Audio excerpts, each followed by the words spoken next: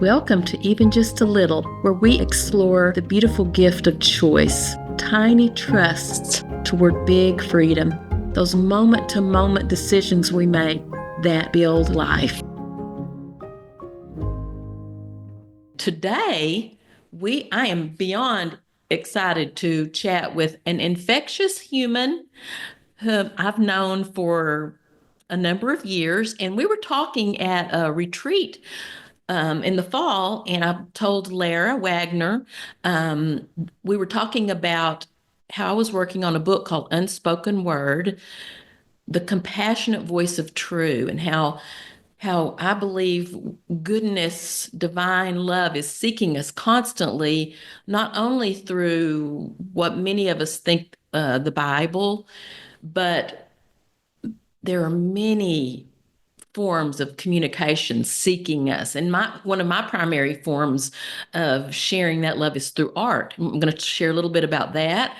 And Lara Wagner is an adjunct instructor of American Sign Language. And she also has a degree in criminal justice. Whoa, how interesting. No wonder you're such a cool lady. But we're going to talk a little bit about American Sign Language. And Lara's very quick to say she's not the expert. She is an instructor helping students to learn how to also utilize American Sign Language and a number of other ways. But before I go on and on, I want to introduce you and welcome Lara to the podcast. Thank you for joining us, Lara. Thank you so much for having me, Sherri. I am so excited to be here. Can I just make one small correction real quick? Absolutely. Yes. So while I am an adjunct instructor at my local college, I actually don't teach my students American Sign Language. By the time they get to me, they're actually already fluent in American Sign Language because they taught the language by deaf individuals. So deaf people teach them the language. What you see, Sherri, is by the time they get to me and by the time the students are coming to church and interpreting the worship songs and the sermon, that's what I'm teaching. I'm teaching them to take the language that they've already learned through their native users and how to transform it into an interpretation. So I'm the interpretation teacher, not the language teacher. Oh, amazing. So they are already using the language and they learned it from native users. Yes. Users. Oh, I just love that term, native users. So let's start there. Why? Well, first let's talk a little bit about how you got to this point. I like to explore the how, the why, and the what you're doing. And you just told us what you're doing, but understanding how you got there and why you do it. And then I'd love to dive into comparing our languages. So how did you wind up helping to guide students to interpret? Sure. So it's an interesting story, actually. I did not, growing up, being a sign language interpreter was not what I said I wanted to do when I grow up. You know, all the kids, I want to be a zookeeper, want to be an astronaut. I actually wanted to be a photographer in elementary school. That was my plan. By the time I got to high school, my career choice was to be a police officer. I wanted to be a law enforcement officer, and that's what I was really guiding my path towards all through high school. That's what I was thinking of doing. I happened to take American Sign Language as my foreign language because a lot of people don't like to recognize it as such, but American Sign Language is an official language. It is the third most common language used in the United States. Why people don't want to recognize it as a real language, I don't know, but it is. And I was taking that in high school. And my high school teacher actually said to me, you've got a real natural knack for this. And I was like, okay, cool, but I'm going to be a police officer, so I don't know what I'm going to do with it, right? And in the state of Texas, you actually can't go to the police academy until you're 21 years old. So I graduated high school when I was 18. So I had 3 years to figure out what am I going to do? How am I going to continue down this path to become a police officer, right? So I did a double major in criminal justice and sign language because I said, you know what, if I'm going to be a police officer, I love sign language, I love the deaf community. Why not be able to use those skills and combine them? Be a police officer who can communicate with deaf people when they're going through stuff in the legal realm, right? Mm-hmm. So fast forward a couple years, 2 years actually, I became certified at the age of 20. Let me be clear. I became a certified sign language interpreter at the age of 20 through the state of Okay. Texas, and I started working. And let me tell you, Sherri, I'm going to call it a God thing because I never looked back. I started working. I fell in love with deaf people, the community, with the experience that I was getting to share and live through all the people that I was getting to meet and work with every day. It was just incredible, and I knew pretty quickly that as much as I wanted to be a police officer, as much as that life sounded exciting to me, I think that I had found what I needed to be doing with my life. And 16 years later, here I am.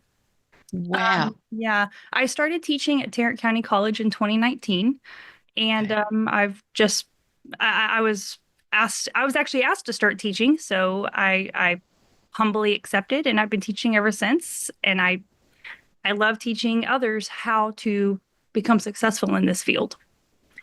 Okay. I heard several opportunities there Oh, for what this is all about, choice. hmm, So a lot you of were had, choices were made to get me here. yes, but um, maybe talk about that a little bit, the obvious, but maybe there were some that weren't quite so obvious, that were smaller. Like one of them I heard was you had a language you needed to take for this graduation, so you chose sign language. So Well, what yes. else? Talk about just a few of the Sure. the Oh, tiny trusts, and maybe they're okay. not just the obvious ones, because I think a lot of times the choices we make are more moment to moment. They aren't always big life. They're Mhm. you stumble and have to get up. So I just love to hear what you have to say about that. Okay, sure. So I remember this vividly. Um, I was a freshman in high school, and I had actually signed up to take Spanish because everybody told me, you live in Texas, you need to be fluent in Spanish. Everyone needs to learn a little bit of Spanish to live in Texas. So I signed up, and Sherri, that right there was a decision because day one, I was in the Spanish class and I'm like, I cannot do this. I couldn't roll. I remember just everyone else was able to roll their R's and I physically couldn't. I know that sounds so silly and so simple, No, but it doesn't. I'm like, one day I'm like, I can't do this. So I marched down to the counselor's office at our high school and I'm like, get me out of here. I don't want to do this. And if I'm going to be really honest, if I'm going to be very transparent with everyone today, I just That's thought that good. Thank you. yeah, I just thought sign language would be an easy A. I'm like, oh, that's an easy language to learn. Boy, was I wrong about that. It is not Who a, knew? a simple, easy language. It takes some work to get good and fluent and skilled at it in the same way that any other language is. I do think that when I was a naive little teenager, I also operated under the impression that, oh, sign language is just, you memorize a movement and then you put it out over and over. And let me tell you what, that is absolutely not what American Sign Language is. But again, I had to get in there and learn that. But I think that simple decision right there of leaving that Spanish class and making the choice to jump to sign Mhm. language, the choice was, well, I'm just going to take the easy route. That's really where my mind was as a freshman high school or high Yeah. school kid. I'm going to take the easy route, and that easy route, or we can call it that wide path that I thought I was taking, turned into a life career. But I also see that as you couldn't roll your R's. I You could not. I you still can't. I you weren't, can't. and your sign language teacher said you were natural. Yes. So Yes. Yes. paying attention to what, I mean, we don't always have to reinvent the wheel, which I've been so guilty of so Mhm. many times. Oh, You yeah. know, this podcast is a perfect example of that, honestly. I've tried so hard art, writing. I mean, and I do think I'm a very creative soul, but You I are. love talking to other people. Hmm. So it's still very out of my comfort zone, but it's almost more natural than many of the other things I've done. Yeah. So, paying attention, really listening to what makes us who we are. So, Well, Sherry, you definitely have a natural knack for that. Everyone you're around, you make everyone feel so comfortable and so safe, oh, to have well, that's conversations and open up. very kind of you. I think that's I from think you have found your calling now. maybe so. Yep. Um, well, so that's how you got into sign language. How about the why? Once you discovered that you loved the language, why? Why have you continued and you chose that path? And you Mhm. talked a little bit about over law enforcement. Yes. Oh, I would say, I think, again, if I'm going to be honest and transparent, I think the why at the beginning was, well, I have to have a job. I have to earn money, right? Yeah. And very quickly, when you get into this field of sign language interpreting, you realize, like, okay, it is a job, but it's also so much more than that. Mm. Our job is to provide access, to individuals who they can do anything that we can do. Deaf people can literally do anything that we can do except hear. But how do they get access to all these spaces is Mm. through sign language interpreters. So I think the why is I got my criminal justice degree, and I chose to pursue it as a bachelor's degree because when you start working in courtrooms, judges don't really care about your personal sign language interpreting certifications. So they don't But really seem to care if I walk in and I say, I'm a master level certified interpreter, blah, blah, blah. The judges are typically like, okay, that's great. We know that you're good at your language. Tell us what you know about our language. Like they want us to be able to prove that we are well versed in the legal system, the court system, that we can mm. effectively work in their spaces, not just within our Mhm. own. And so I got my bachelor's degree in criminal justice, criminology, so that I would have that during the voir dire sessions, or if a judge voir dired me, that I would have a credential to show, like, hey, I can be effective in this space. And it was in that space that I found, I think, truly my calling. My calling was to work in courtrooms where Sherri, oh, it just breaks my heart because you see a lot of oppression in this work. You see a lot of vicarious trauma that we as interpreters go through. But I will say the oppression that I see. Did you know that jails, for the most part, don't have phones for deaf people to call? So it's quite often I'll be interpreting for a deaf person who might have just been through one of the most horrible nights in their lives. They've been arrested, they find Goodness. themselves in jail. And when it's time for them to make their call, there's no video phone for them to call their loved ones, their family, to let them know where they are. There's been multiple times where I've said, Your Honor, may I please use my own cell phone to make this call for them? And I've been rejected. Like, nope, they have to use the jail phones. And it's like, do you realize they physically can't do that, and you do not have an accommodation for that? Mm. So I'm currently running a training where I'm trying to address this issue. I'm trying to get more people on the court in the court realm in the court world, trying to get people to be educated about this. Um, but yeah, I think the why is I want to provide access, and specifically in the legal and courtroom realm, professionally, because Yeah. I see where the issues are, and Hmm. anything that I can do to try to get that access there so that deaf people have the same access as people who can hear. That's my why at the moment. And that's something that Mm. I'm working really hard in our field to address Yeah. at the moment. Well, so now you're training Yes. individuals to do what you've been spending your life My career. doing, Yes. your Yeah. career. Yes. Yes. So that's kind of moving in a little bit of a different direction, a lot of awareness. So that seems like the perfect chance to start talking about how Mhm. our our languages, the languages we speak, sign language and art, are so misunderstood.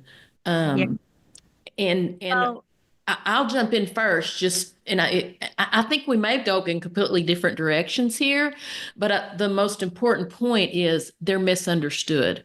mhm, That sometimes I think art is looked at as something exclusive or something that fancy people do or people that have time to do it. And art is not intended to be that at all. I think that's how it has been portrayed. So there's a misunderstanding that, and art actually is, I'm an artist. My job is to create it, put it mhm, out there, but it's there to benefit the person that sees it. It may not be in some fancy museum, or it may be. I mean, there have been people that are so good at it that it touches lives around the world. But there are lots of artists that will never be found in a museum. So just understanding that it's not meant to be anything exclusive. It's a calling. It's a calling. And what I have to put it out there, whether one person sees it. And I have realized it's important for one person to see it. So I've been working at getting it out there in a few different ways. This being one. Who knows? Maybe somebody will see that and say, oh, but the longer you look at a piece of art, you recognize it can give you what you need, just like reading a book or just like any other form of communication word. So share a little bit about misconceptions yeah. of sign language. So I actually don't think we're going to go in different directions at all. I think we're going to Oh, be wow. right in line Okay. because so I told you a little bit about my how and my why. And when Hmm. I was talking to you about that, I was telling you about my strengths. I was telling you where I find where I'm good at. I thrive being in courtrooms, in rooms behind closed doors that people don't usually see my work, right? Pretty Mm. rare. Where a lot of people, where I find sign language to be the most misunderstood, is in a realm that you will not see me working in very much. And that is the entertainment, theatrical, concert, musical space. Um, in fact, you quite often see sign language interpreters on Instagram, TikTok, YouTube. You'll see sign language interpreters on a stage with an artist, a performer, someone singing, or a Broadway show. You'll see those interpreters signing and interpreting, and they will get the spotlight. They'll get look at what they're doing.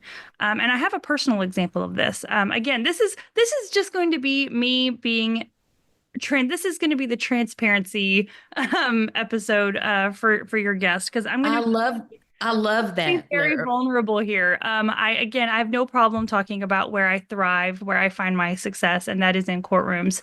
Where I do not thrive, an area of interpreting where I still to this day struggle is specifically interpreting music. It's something that I've always struggled with. I don't know what it is, Sherri, but when music comes on and I'm the one interpreting, I get anxious. I get like it's a skill of its own. It's an art of its own. Being able to take music and make the implicit explicit into American Sign Language, it is not easy. It is very difficult. It's very Sure. hard. And I am not good at it, if I'm just being honest. And that's not a bad thing. That's not a bad thing. I have a lot of colleagues who are beautiful music and theatrical and concert interpreters, but they're like, I don't ever want to work in a courtroom, right? And this is where like, okay, Right. I thrive in a courtroom, but I could never do what you do on a stage or with music, right? And I have to tell you, this tying it back to how you and I started talking about me working with students and teaching is I have been pushed out of my comfort zone by my students. Sherri and I go to Life Point Fellowship right here in Haslett, Texas, and I have an agreement with the college in which I teach where I allow my sign language interpreting students to come to our church and they practice the sermon, they practice music. Well, my students have actually said, "Well, Miss Lara, why don't you interpret the music? Allow us to give you feedback on that while you give us feedback on our sermon." And I was like, first of all, that's a beautiful idea. That's a beautiful idea because why not? Mhm. Why, even though I'm not the best in the world at it. Why shouldn't I try to be better? Why shouldn't I try to do Mm. it? So I just want to acknowledge my students for pushing me to, because we as teachers, we can still learn too, and we can still grow Yes. too. Absolutely. Well, and I think it's important to allow yourself to be bad, you Yes, to know, struggle, to es- struggle. Oh, especially in front of a lot of people. And, because it keeps us, well, humble, mhm. it keeps us, and everybody needs a little help with that Yeah. sometimes. But also, it keeps you Yes. alive by getting out, I believe, getting out of our comfort zones. That seems to be Yes. coming up a lot. Yeah. So, And that's just, where it was. Yeah. and showing your students that you're willing to do that. Well, and it also, I think it's really great because my students, there, I've worked with so many students who are much better at interpreting music than I am. So when I get up there and they see me struggle and they see me like, well, Lara's a very good interpreter, but man, she's not really shining here. I think that's good for them to see that, right? Absolutely. Just You like don't your have to be kids good. seeing the real. Just, Yes, yes, yes. not always, don't Hmm. always have to have it all together.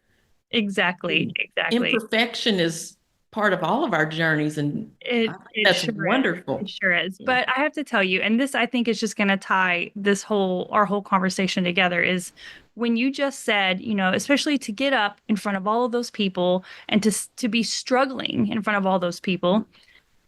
Sherri, here's what typically happens and why I think that sign language can be so misunderstood sometimes is this past year, my dad was going through a pretty scary health situation, a health scare, so to speak.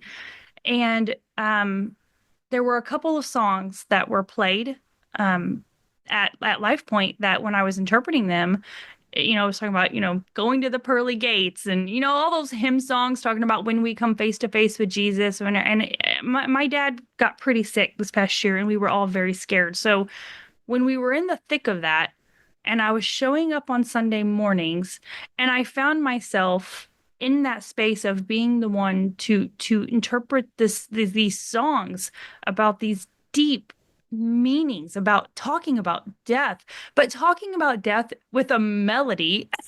We're talking about death and how beautiful death can be and how beautiful the other side is. It was not pretty for me. I was tearing up. There was a couple times I was crying. There was a couple times where I'm like falling apart. And Sherri, I have to tell you, at the end of the service, I had so many of our beautiful, wonderful lay people at Life Point just come up to me and tell me how beautiful I was at interpreting the music, how beautiful sign language is, what a beautiful interpretation I had done. And this happens a lot. This happens a lot when we're at big conferences and we're interpreting music, and it's like it to me it wasn't beautiful. I mean, what you saw up there was me standing there waving my hands around. That's really all you saw was the hand movement. What you Mhm. didn't see is the tears streaking down my face because internally I'm having this huge intrapersonal demand of Mhm. wrestling with the idea of potentially losing my father, right? Mhm. And just being really upset. But all they see is, oh, look how pretty the hands, the Mhm. pretty poetic movement of the hands are. And so I think sign language is quite often misunderstood in that way because it's seen as just art and not the saying the art is bad, but sometimes it's seen as just art when people miss the whole idea of what we're doing, and that is to provide access. And in a church Mhm. setting, we're quote unquote waving our hands around to provide access to the word of God, to provide access to songs and music, to allow people to worship him in whatever way that they need to, right? So it's access. Access is what we're doing. And while it Yes. may be beautiful, and I'm not saying that sign language isn't beautiful, it's a beautiful language. I wish that if people could understand that it's about the people, not about the moving of the fingers and the hands. I feel Yeah. like it's reduced to that sometimes. Well, that's exactly the same. A pretty picture. A Mm, pretty picture is a pretty picture, but art is intended to be more. It's also offering access and access to whatever it is God is trying to show you. So that's the language. That's the language speaking. But the first thing we have to do is get past the misconception that it's all about, just like we were going to call this, what we were going to call seeing past the surface. You have Yeah. to get past the surface and realize what's really happening here. What is perhaps in our cases, what is God trying to show me through beauty? It can happen through beauty. It can happen when you walk outside. If you look past, there's a choice there. There's a tiny trust. And I think it is maybe the most misunderstood because beauty, whether it's in the form of our languages or creation or the face of your little 8-year-old boy, Yes. it's deeper than beauty. I think it's offering an embrace, access to divine love. So how we got here from walking down a trail at camp in the fall, but so how do you think we can make this a little more clear? I mean, doing this today at least does educate and brings an awareness to open, I think, the minds of our listeners. Do you have other thoughts on how we might be able to do that?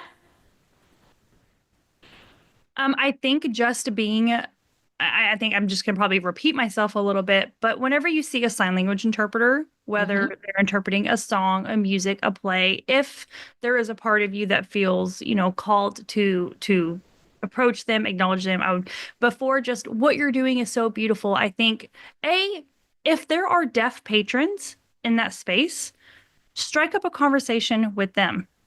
Right? And what does that look like? Oh, but I don't know sign language. Okay, if there's interpreters there, utilize them, right? Oh, just Cool. right. That's Talk, awesome.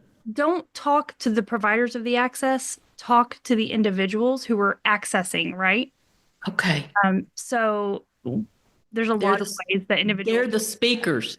The yes, they're the consumers of the language, right? Or, okay. well, actually, that's not true. They're the consumers of our services, but they are the native users of the language. Native users. Of the Native language, yes. users. Yeah. Yeah, So so and again, mhm. if we're going to approach sign language interpreters working in that space, just say thank you for providing access, Mhm. as opposed to just seeing it as thanks for waving your hands around and entertaining me, right? Because Look they're past the providing surface. Look their past the look surface. past the surface, look past the Look past surface. the surface. I think that's what this really, I, I think that'll stick with me. I think offering much more and it'll get too complicated.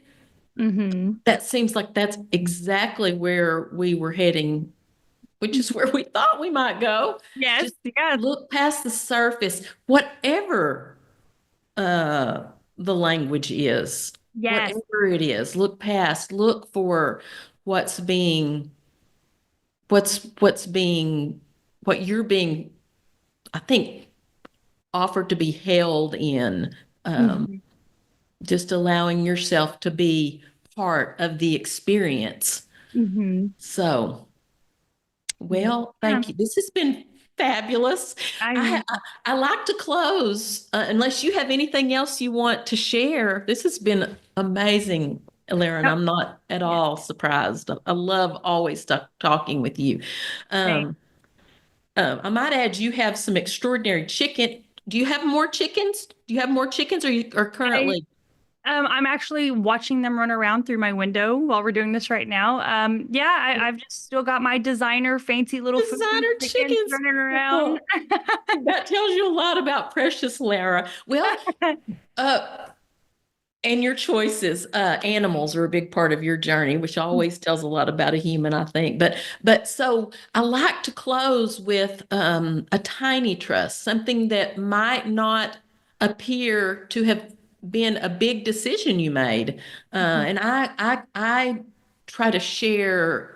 through your breath, through being still, through art, through creativity. Those are all choices that can take you to a good place for mental health. So, but as a mom, a young mom, as a sign language interpreter, instructor, just as a precious human, do you have perhaps a tiny trust that you would like to share that you think really affected the course of your journey and Yes, maybe still does? yes, I absolutely do. I listened to all your previous podcast hosts, which, by the way, everyone you have brought on here has been so incredible. Every episode was Share. such a blessing to listen to. But I've heard you ask this question to everyone else, and I've thought about mine for a minute, and I know what my answer is. And the Good. answer is my tiny trust is communication. Because when I look back, communication I communicated my need to my high school counselor that I wasn't where I needed to be. I communicated my need to my family. This is what I'm going to do with my life. I communicated my need to my now spouse that I love you. I want to build a life with you. I communicate with my son Oh, every day that I love him, right? And yeah. I communicate with my friends every day via text message, via social media. Right, you and I are communicating right now via Zoom. I communicate every day at work as a sign language interpreter. I'm a professional communicator, right? So, Mm. and also, and to me, most importantly, I communicate with God every morning, right? That communication. So to me, that is the word and that is the concept that really I want to leave our listeners with is just how important communication Mm. is, even as an umbrella idea, as an umbrella term. Like, and also I feel like art communicates a lot, right? So I feel like Yes. that just the concept of communication to me, Love it. I feel ties together everything that we've talked about this morning I agree. And ultimately, that is what God wanted from us, a relationship that can only happen.